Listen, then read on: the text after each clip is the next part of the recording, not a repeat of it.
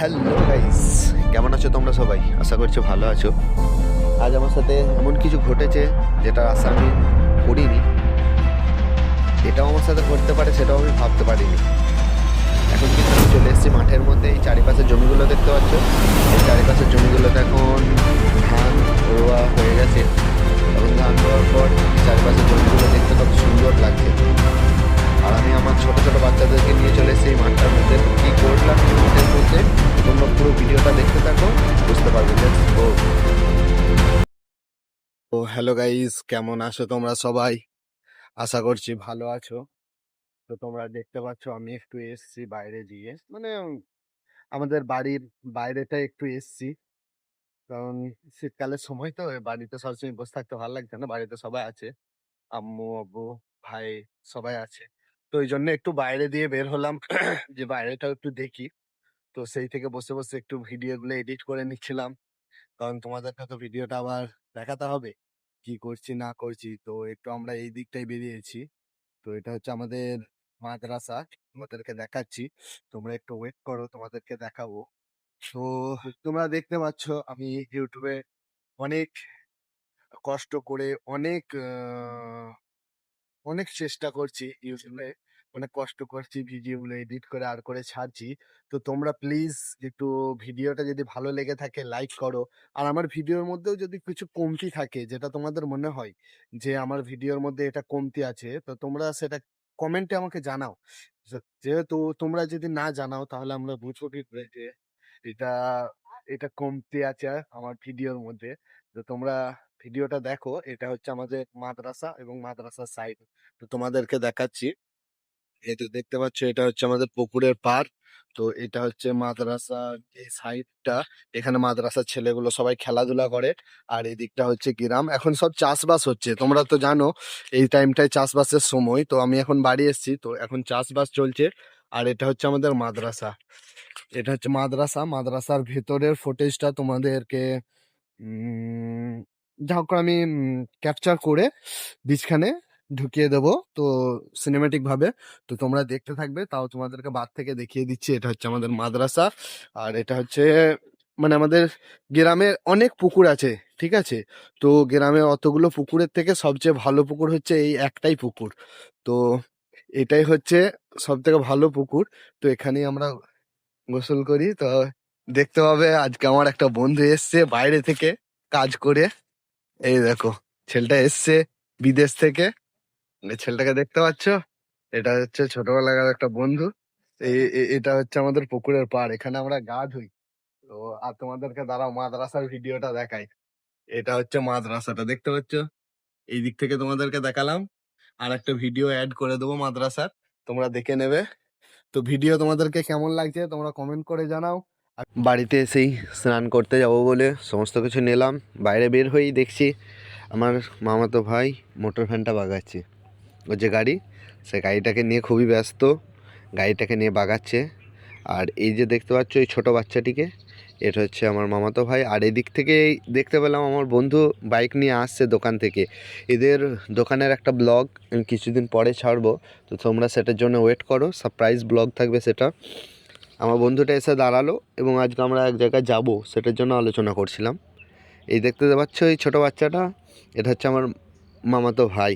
কত সুন্দর কিউট, দেখো খালি কিউট, শুধু দেখো খালি কত সুন্দর কিউট। তো আমি একটু ভিডিও করে নিলাম, ও রেগে যাচ্ছে, তো ওকে একটু কোলের কাছে নিয়ে আসলাম। আর আমার মামাতো ভাই এখন কাজ করছে। আর এরপরই চলে এসছে আমাদের গ্রামের সব থেকে ডন লোক। এরা হচ্ছে আমাদের গ্রামের একদম ডন লোক। এর নাম হচ্ছে আকিল।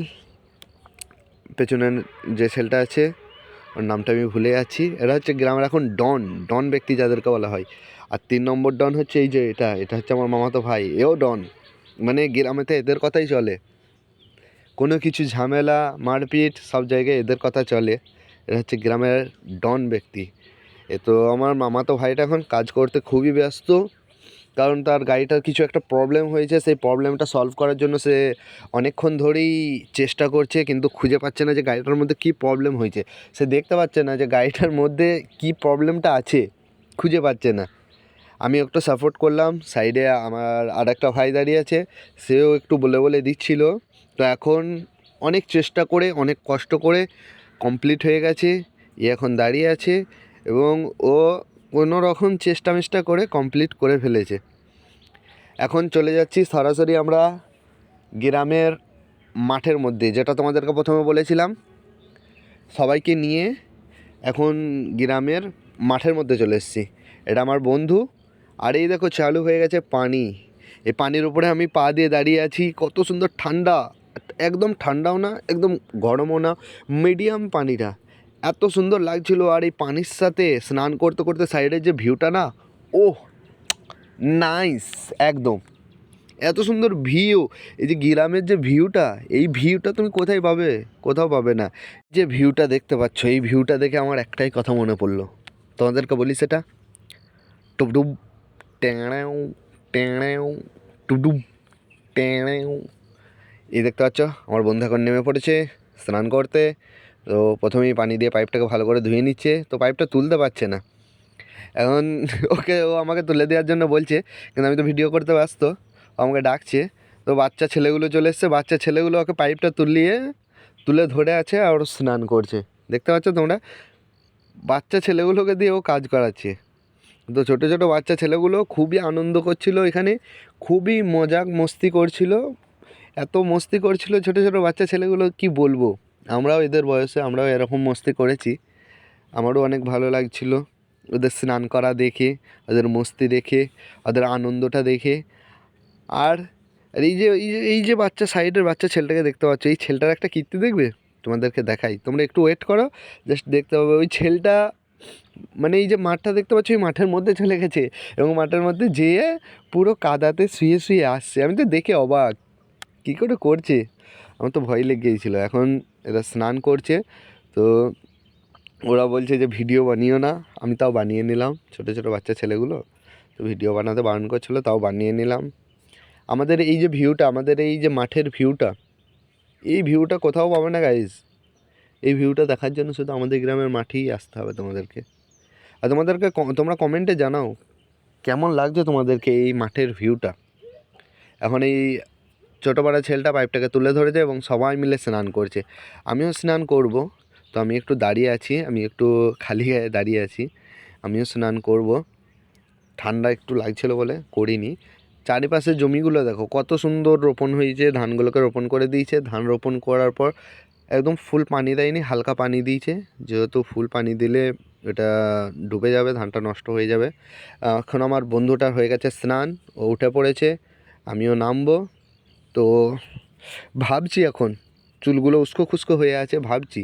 আর ওই দেখো গাইস, দেখবে ওই দেখো ছেলেটা কোথায় ছুটে ছুটে চলে গেছে এবং আসবে। এসে দেখো ওই কাদার উপরেই জাম্প করবে, দেখবে। এই দেখো একদম পুরো কাদার উপরে জাম্প করছে। আমার তো দেখে গাইস মজা চলে এলো একদম।